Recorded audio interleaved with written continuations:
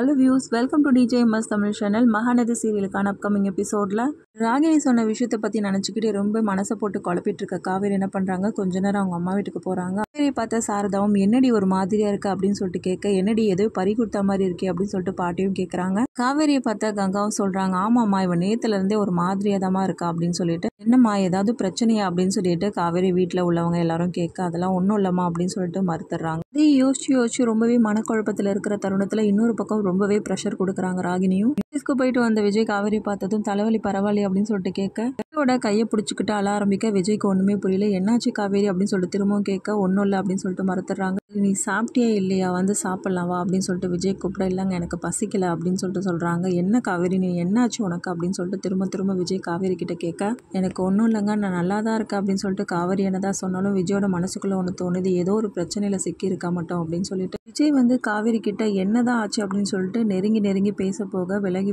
போகிறாங்க காவேரியும். அதுக்கப்புறமா விஜயும் படுக்க போக, அதுக்கப்புறமா விஜய் தூங்கினாருன்னு நினச்சிக்கிட்டு அதுக்கப்புறம் வந்து காவேரி வந்து படுக்க வராங்க. என்ன காவேரி நான் தூங்கிட்டேன்னு நினச்சிட்டியா, சரி என்ன காவேரி என்ன ஆச்சு உனக்கு, நான் நேற்றுலேருந்து உன்னை வாட்ச் பண்ணிட்டு தான் வரேன், ஏதோ ஒரு விஷயம் இருக்குது, எது வந்தாலும் என்கிட்ட சொல்லணும், உண்மையாலுமே நேற்று உங்கள் அக்கா கூட தான் பாரிஸ் போயிட்டு வந்தே அப்படின்னு சொல்லிட்டு விஜய் கேட்குறாரு. அதுக்கு பதிலே வந்து சொல்லாமல் இருக்காங்க காவேரி தயக்கத்தோட.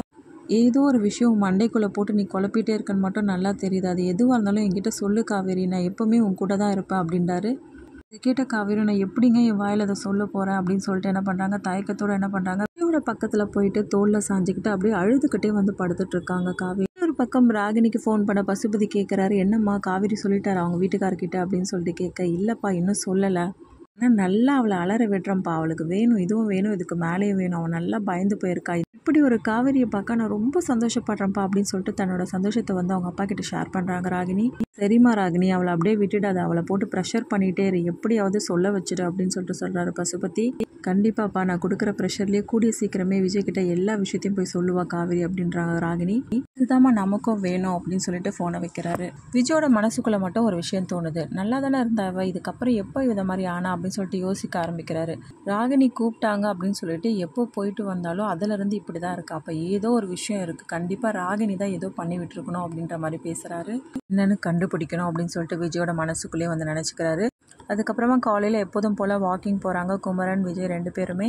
போயிட்டு வந்தேன் அப்படின்னு சொல்லிட்டு சொல்கிறாரு. அது மட்டும் இல்லாமல் ஆடிஷனில் நடித்தேன், ஆனால் வந்து செலக்டடாக என்னன்னு தெரியல, மெசேஜ் வரும்னு சொல்லிட்டாங்க, ஒரே பயமாக இருக்கு ப்ரோ அப்படின்னு சொல்லிட்டு சொல்கிறாங்க. ஒன்றும் இல்லை ப்ரோ, கண்டிப்பாக நீங்கள் வின் பண்ணிவிடுங்க, தைரியமாக இருங்க அப்படின்னு சொல்லிட்டு சொல்கிறாரு விஜயும்.